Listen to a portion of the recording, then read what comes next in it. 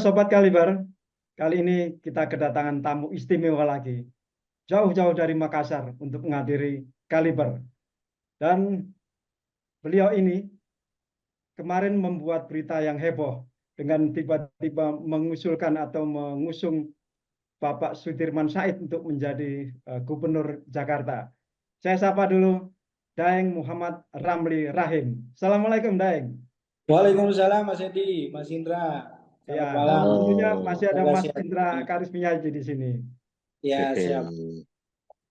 Iya nih, ada berita heboh nih, Daeng, kan gitu. Tiba-tiba ada berita kalau Korea mendeklarasikan Pak Sudirman Said menjadi calon gubernur daerah khusus Jakarta. Ini mau cross check dulu, ini beritanya benar apa Benar nggak itu? hoax apa gimana nih kan gitu. Jangan-jangan yang menggulirkan isu itu orang lain, bukan Pak. Jadi gini, 11 Mei 2021 kami mendeklarasikan Anies Baswedan sebagai calon presiden 2024. Itu saat itu belum banyak orang bicara soal Pilpres, soal Anies. Kemudian belum jelas partainya apa, pendukungnya juga belum banyak saat itu. Nah, kalau kemudian sekarang kita mencoba mendorong Mas Sudirman Said, saya kira bukan hal yang baru, karena ketika mengusulkan Anies Baswedan pun, kita yang pertama mengusulkan saat itu. Nah, kita melihat bahwa gerakan ini kan gerakan perubahan. Jadi bukan kultus individu. Jadi karena ini gerakan perubahan yang masuk dalam gerbong perubahan bukan jumlah kecil, jumlahnya sangat besar, maka kemudian dibutuhkan sebuah gerakan besar. Bukan gerakan kecil yang hanya mengarah pada pengkultusan individu. Nah, saya berharap bahwa Mas Anies ini tetap menjadi pemimpin perubahan. Bukan turun level ke level yang lebih rendah, dan kemudian bergerak di tingkat yang lebih lokal. Mungkin kalau dulu DKI Jakarta masih istimewa, sekarang kan sudah mulai menurun keistimewaannya.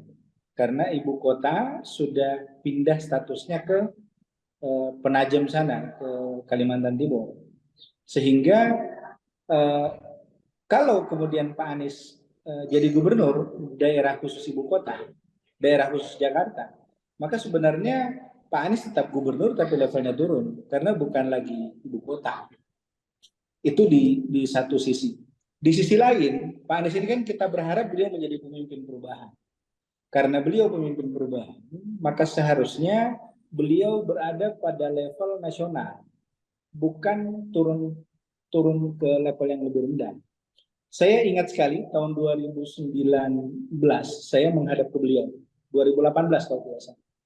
Saya menghadap ke beliau membawa hasil survei tentang keinginan teman-teman di Maros agar saya mencalonkan diri sebagai Bupati Maros waktu itu. Saya kemudian ketemu Mas Anies, saya datang ke rumah beliau, saya diajak naik mobil. Waktu itu cuma berempat, sopir saya, Ibu Ferry dengan Mas Anies. Beliau buka survei, beliau bilang, ini ada peluang Ram kalau mau maju. Cuman Ramli itu kan beredarnya bukan lagi di lokal, bukan lagi di Maros, tapi bergaul di level nasional. Bukan level lah waktu itu. Ya pergaulan nasional. Kenal Mas Ice kan berarti nasional kan. Nah, beliau bilang, ya tidak usah lah jadi bupati ya. Turun, terlalu jauh turun katanya. Mending tetap di sini saja. Nah, berkaca dari situ, rasanya sangat sayang kalau Mas Anies yang punya prinsip seperti tadi itu kemudian turun level ke Jakarta kembali. Padahal beliau sudah naik ke level yang lebih tinggi sebagai calon presiden. Sekarang sebenarnya yang dibutuhkan Pak Anies adalah bagaimana beliau memikirkan bahwa gerakan perubahan itu terus-menerus terjadi dan terjadinya di seluruh Indonesia. Bukan turun ke skop yang lebih kecil, apalagi hanya Jakarta saja. Ya Jakarta kan jauh lebih kecil dari Jawa Barat, Jawa Timur, Jawa Tengah. Kemudian kalaupun disebut sebagai epicentrum, itu kemudian sudah menurun karena ibu kota sudah berpindah ke Kalimantan Timur. Nah sekarang Kalau Pak Anies ini ingin mendorong perubahan, ingin mempertahankan perjuangan perubahan, maka seharusnya kita bergerak secara tim, tidak secara individual. Karena tim, Pak Anies mestinya memikirkan siapa yang didorong untuk perubahan di Jakarta, siapa yang didorong untuk perubahan di Jawa Timur, siapa yang didorong untuk perubahan di Jawa Tengah, di Sulawesi Selatan, di Kalimantan Timur, Kalimantan Selatan, dan seterusnya di seluruh Indonesia. Soal menang dan kalah itu takdir ilahi. Tapi soal apakah kita terus-menerus mendorong perubahan, itu pemikiran yang berbeda. Nah, saya curiga teman-teman yang mendorong Pak Anies untuk kembali ke Jakarta justru adalah orang-orang yang mencari panggung. Karena mereka takut kehilangan panggung ketika Pak Anies tetap bertahan di level nasional dan tidak lagi terlibat dalam kontestasi secara langsung. Tapi beliau memimpin perubahan. Jadi memimpin paket perubahan. Dan gagal itu kan tidak bisa dihitung dari satu kali. Saya kebetulan pengusaha, Mas Edi. Jatuh bangun itu hal biasa. Baru satu kali gagal saja sudah berhenti. Nggak bisa jadi pengusaha itu kalau satu kali gagal berhenti. Mas Anies jadi capres baru sekali gagal. Jadi kalau perubahan itu terus-menerus dipimpin, ya Prabowo saja 3 kali kan, keempat kalinya baru bisa menang gitu. Nah, Pak Anies harus tetap bertahan untuk memimpin perubahan ini. Dan kita membutuhkan sosok baru di Jakarta.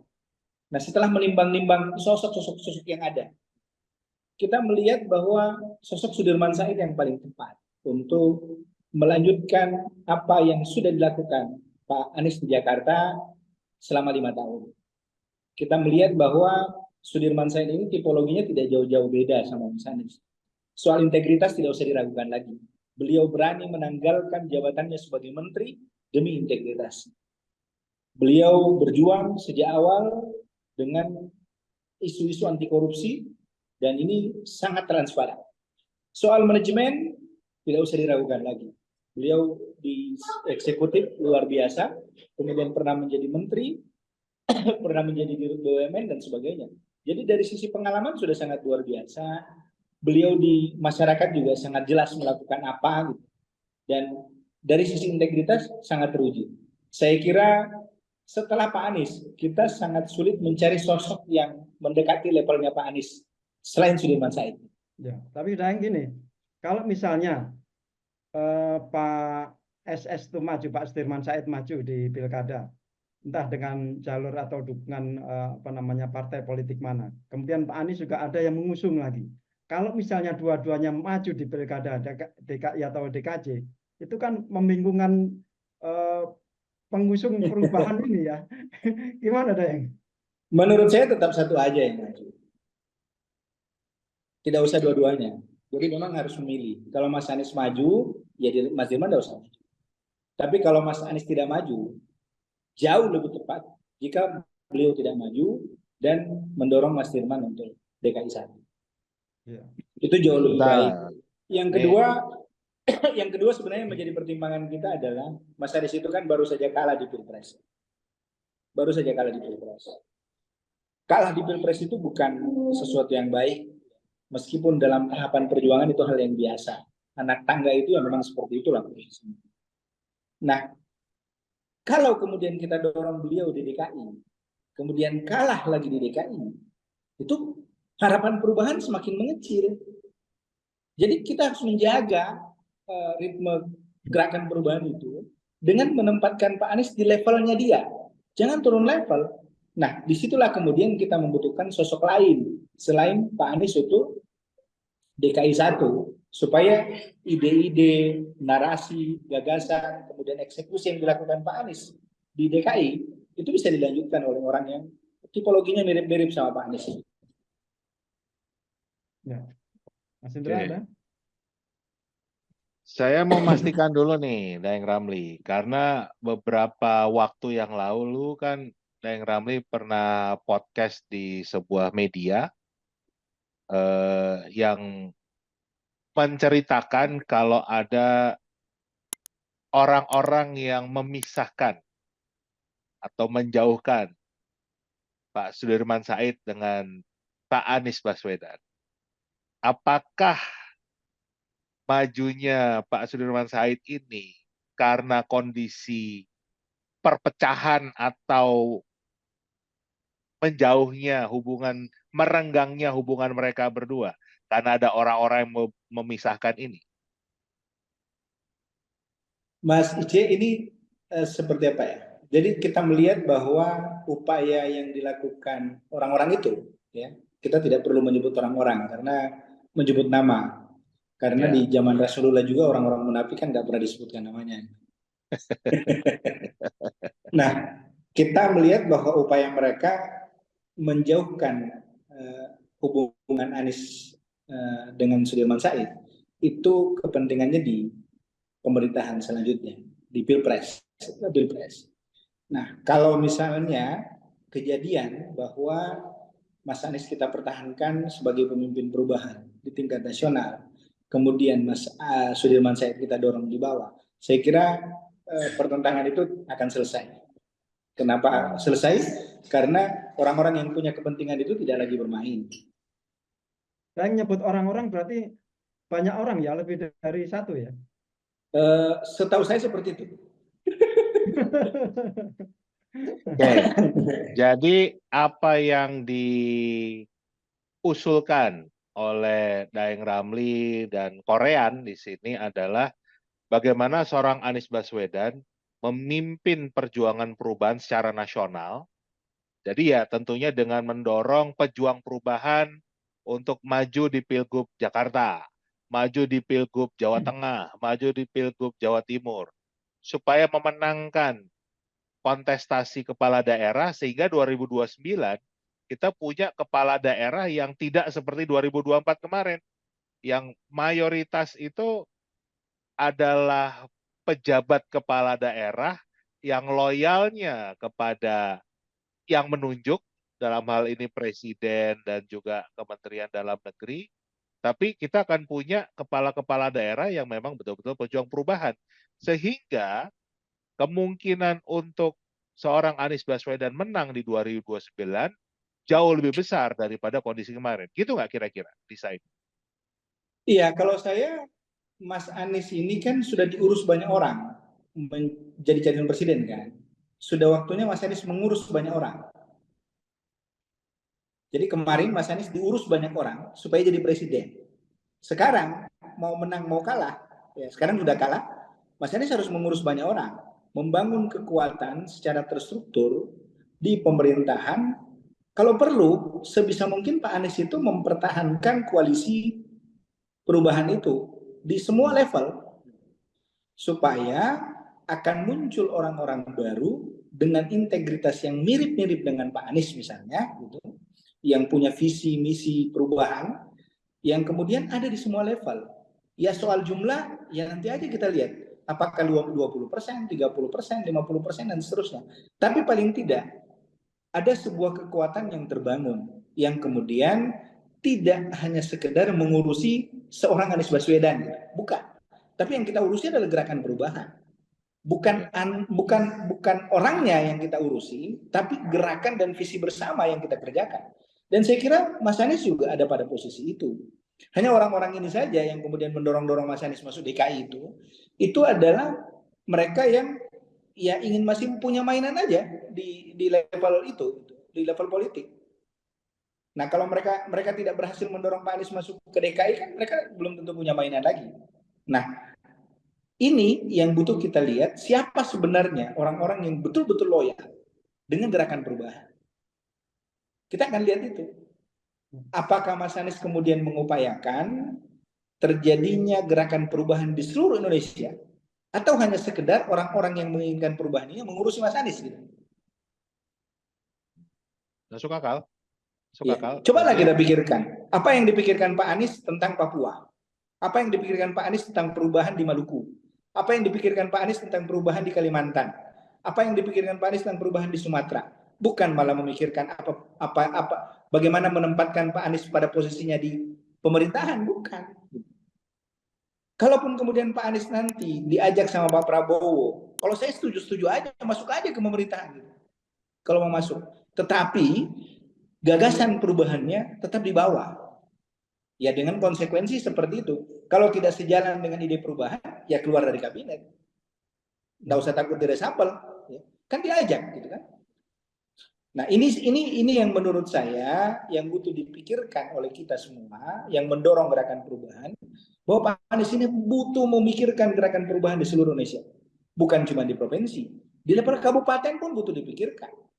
Ya. Ada enggak orangnya Mas Ice yang punya integritas, punya semangat perubahan di Kabupaten Bantul misalnya? Kalau ada, kita dorong di sana, kita kerjain di sana. Mau enggak kita melakukan itu? Nah, kalau Mas Anies berpikir ke situ, berarti Mas Anies memikirkan tentang perubahan besar negeri ini. Tapi kalau Mas Anies hanya berpikir, kalau gagal jadi presiden jadi gubernur, gagal jadi gubernur jadi bupati, gagal jadi bupati jadi lurah, jadi camat, dan seterusnya, berarti hanya memikirkan jabatan, bukan memikirkan perubahan.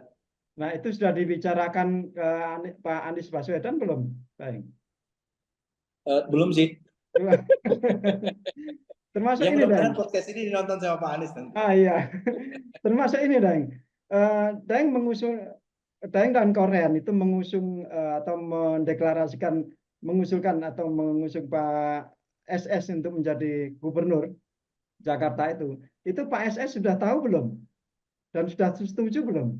Kalau sekarang sudah tahu. Setuju nggak? Kalau sekarang sudah tahu. Kita Setuju tunggu belum? beliau pulang gitu. Oh iya. Masih di Eropa ya sekarang ya. Oke, Tapi jadi saya pikir Pak SS ini kan dalam interaksi di Pilpres ini cukup banyak dekat dengan partai-partai politik ya. Jadi kemungkinan besar untuk bisa diusung oleh partai politik saya kira sangat besar. Sudah ada yang ngasih sinyal-sinyal mengusung gitu? Saya sih membaca ada 3-4 partai yang bisa mengusung Pak Anies. Ya. Pak Sudirman ya, Pak Sudirman Said di DKI. Bisa dibocorkan ya? Janganlah, Jangan, terlalu dini. Jangan, bahaya. Terlalu dini untuk Nah, dibocorkan. Nah, tapi menurut saya ini sebuah ide yang sangat menarik, Dai. Jadi bisa jadi memang ini kenapa takdirnya seorang Anies Baswedan belum menang di Pilpres kemarin. Karena mungkin ya beliau punya tugas untuk grooming atau menyiapkan pemimpin-pemimpin lain. Kan beliau ini seorang pendidik ya kan? Jadi yang dibutuhkan Indonesia mungkin lebih banyak pemimpin-pemimpin yang berintegritas seperti beliau. Jadi justru malah tugas beliau bukan maju sendirian, tapi malah menyiapkan pasukannya untuk menjadi lebih kuat lagi dengan sentuhan beliau secara langsung. Beliau yang endorse, beliau yang didik, beliau yang mentoring lah. Jadi Betul. 5 tahun ke depan itu tugas beliau mentoring. Mentoring kepala-kepala daerah di seluruh Indonesia yang pejuang perubahan, kan hebat itu. Dan termasuk terang, relawan Mas Ice. Termasuk relawan ini kan butuh ditata. Kalau relawan yang sudah ada di seluruh Indonesia ini itu kemudian ditinggalkan karena beliau masuk ke Jakarta, itu posisinya seperti apa? Mengayomi mereka yang ada di Papua, yang ada di Maluku, yang ada di NTB dan seterusnya itu seperti apa? Ya. Ini pertanyaan ketika Mas Anies memilih masuk ke DKI. Ya. Nah, kecuali ya menurut saya, kecuali kalau memang yang dipikir Mas Anies hanya jabatan, ya iya. Tapi kalau Mas Anies memikirkan gerakan perubahan, saya pikir tidak cocok untuk masuk ke DKI Jakarta. Masuk akal sih. Masuk akal, apa yang disampaikan Daeng Ramli itu masuk akal sangat. Dan ini mungkin menjadi sebuah sudut pandang yang berbeda ya. Karena terus terang Pak Surya Paloh sendiri, Ketua Umum Partai Nasdem, itu punya pemikiran begini. Seorang Anies Baswedan harus tetap berada di pusaran utama perpolitikan Indonesia. Dan menurut beliau, platform yang paling tepat saat ini yang terbaik yang menjadi gubernur Jakarta. Itu pandangan Pak Surya Paloh ya. Tapi mungkin beliau belum punya pembisik yang ini ada sudut pandang lain loh. Ini mungkin seorang Anies Baswedan justru harus menyiapkan pemimpin-pemimpin baru, pemimpin-pemimpin yang lain, dan betul-betul beliau yang memimpin para pemimpin daerah ini gitu. Jadi ya kalau mau disebut kayak presiden bayangan sih boleh juga ya. Oh iya. Ya kan? Dan itu real pekerjaannya. Soal menang kalah itu urusan lain lah. Artinya Ya, gini, misalnya ada orang di Wonogiri yang kita dorong, memang kalah, ya, tetapi kan dia punya masa real di sana dan dia tetap mendorong perubahan. Dia tetap ya, mendampingi pemerintahan yang terpilih, memberikan ide-ide gagasannya kepada pemerintahan terpilih, tetapi ya, garis koordinasinya dengan gerakan perubahan itu tetap ada. ya, Itu yang penting sebenarnya. Malah kalau bisa, Mas Anies justru sebaiknya tetap mengajak 3 partai pengusung ini, atau dengan partai umat misalnya ada kursi di mana gitu, itu kemudian tetap berkoordinasi mencari pemimpin-pemimpin lokal yang kemudian bisa berkontribusi dan punya pemahaman tentang ide-ide perubahan. Kan perubahan ini soal ide, bukan soal orang kan perubahan ini. ya. Dan dimentoring langsung oleh Anies Baswedan gitu kan, seorang Iya, Anies Baswedan itu itu jauh yang lebih bagus dibanding beliau digiring-giring untuk level lebih rendah. Ya, ya jangan sampai setelah jadi gagal gubernur kemudian beliau berpikir jadi lurah gitu, camat dan seterusnya. Ini kan repot gitu loh di belakang hari kita. Jadi gerakan perubahan itu akan semakin hilang. Kalau mungkin menang, ada secara individu Pak Anies ada di pusaran politik itu, tetapi ketika dia kalah, maka gerakan perubahan itu sudah selesai. paham. Nah, ini sebuah sudut pandang yang berbeda. Ini menarik untuk dikaji, menarik untuk dipresentasikan, untuk didiskusikan, karena ya memang banyak sekali juga para pendukung Pak Anies Baswedan yang mendorong supaya maju Jakarta, yang penting punya jabatan deh kan. Tapi memang nggak memikirkan ini ya, bagaimana dengan relawan lain yang seluruh Indonesia yang harusnya juga tetap disentuh. Karena kalau beliau jadi gubernur Jakarta, pasti ngurusi Jakarta kan? Oh iya, Nggak, dan nggak, dan dulu kan kita lihat Mas Anies waktu jadi gubernur DKI itu keluar dari Jakarta pun jarang. Beliau ya, tidak keluar dari Jakarta kecuali urusan yang berhubungan dengan Jakarta. ya, Itu jelas itu 5 tahun beliau jadi gubernur, sehingga ya. gerakan perubahan secara nasional itu sudah hilang ketika beliau jadi gubernur. Oke. Ya paling tidak Bagaimana, terdegradasi lah. bagaimana juga pertimbangan ini juga ada nggak, Daeng? Nama Anies Baswedan itu masih tidak disukai oleh pemerintah pusat saat ini. Jadi dimanapun beliau kalau maju, termasuk Jakarta misalnya, itu upaya menggergajinya juga akan gila-gilaan. Dan tadi kan dengan resiko kalau digergajinya gila-gilaan, ya kalau sampai kalah gerakan perubahan ikut habis. Oh iya, dan kita tidak mau kan gerakan perubahan itu hilang. Ya, Ini sudah kita perjuangkan sedemikian rupa, lama kita berjuang, seperti Korea udah 3 tahun sekarang berjuang. Kemudian banyak orang yang berkorban luar biasa, mengorbankan waktu, bahkan ada yang sampai harus bermusuhan, harus dimusuhin gitu sama orang. Hanya gara-gara memperjuangkan perubahan. Sayang sekali kemudian kalau perubahan itu hanya mati di Pilgub DKI. Ya, menyambung pertanyaannya Mas Indra tadi, apakah gergaji itu tidak akan juga ditujukan ke Pak SS? Kalau misalnya seandainya Pak SS maju ke Jakarta. Eh, Kalau dalam pandangan saya yang pertama, kehadiran Pak Sudirman Said ini akan mengobati kerinduan terhadap Pak Anies.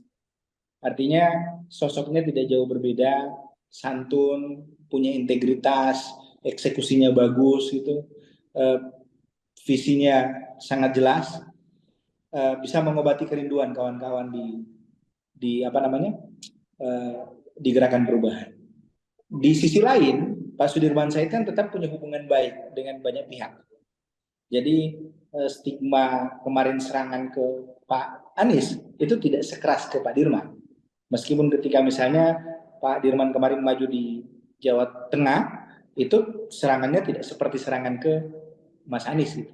Jadi kita masih percaya bahwa komunikasi akan lebih mudah dibangun dengan Mas Dirman ini. Dan Mas Dirman bertarung kan nothing tulus. Kan? Tidak ada hal yang dikorbankan begitu besar kalau misalnya beliau kalah. Gitu. Berbeda ketika Mas Anies yang kalah. menarik, menarik sekali. Jadi, nah sekarang kita lihat peluangnya sendiri dengan kondisi sekarang itu untuk seorang Sudirman Said menang di Jakarta, Daeng Ramli ngelihatnya bagaimana? Kalau gerakan perubahan bekerja, ya gerakan perubahan bekerja, dan kita dorong dengan baik gerakan perubahan ini, saya cukup yakin angka-angka ini cukup baik. Saya tidak tahu ya, bro, apakah aturan 50% plus 1 masih berlaku di Jakarta setelah bukan ibu kota lagi? Karena kemarin Masih, berubah peraturan. masih dong. Masih berlaku. Masih. Kalau di provinsi lain kan tidak berlaku. 50% plus 1 tidak berlaku. Jadi berapapun angkanya, mau 30%, mau 35%, yang penting nomor 1, itu udah pemenang. Nah, kalau itu pun terjadi di 2 putaran itu, saya kira harapan kita ke Mas Anies, ke Mas Dirman itu sangat besar untuk menang.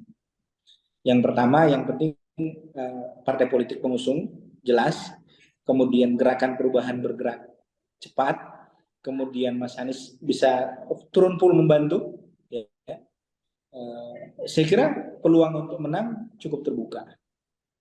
Ya. Walaupun lawannya misalnya Kaisang. Baik. Nggak masalah, nggak masalah lawannya. Lawannya Ridwan Kamil. Boleh, boleh. Dengan Ridwan Kamil boleh aja. Menurut saya seperti Ridwan Kamil ini kan sudah 1 periode di Jawa Barat ya. Jadi kalau tiba-tiba pindah ke Jakarta, ini jadi pertanyaan, apa karena gagal di Jawa Barat kemudian nyari peruntungan di Jakarta gitu? Kalau lawannya orang itu masih bisa dilawan, tapi kalau lawannya BLT sembako itu yang susah dilawan. Ya, itu lawan bansos itu kan makanya. Justru yang bisa lawan BLT dan sebagainya itu ya sosok seperti Mas Dirman. Ya, ya. Dengan BLT lain, bukan ya? Apa ya? Jadi keberpihakan orang itu akan berbeda ketika Mas Dirman yang kita tampilkan. Karena menurut saya ya orang akan merindukan sosoknya Mas Anies gitu. Ya masuk ke situ. Jadi yang sayang sama Mas Anies kemudian akan bersama Mas Dirman karena sosoknya tidak jauh berbeda. Mas Dirman kemudian bisa membuka ceruk-ceruk lain yang selama ini tidak digarap oleh Mas Anies. Iya. Oke. Terakhir nih dari saya kan gitu. Kalau kita melihat pengalaman Pilpres kemarin, kita di kubu 01 nih Daeng, itu kan kita bertempur, tapi kita pakainya bambu runcing. Lawan kita pakai tank, pakai rudal, pakai drone, kita pakai bambu runcing.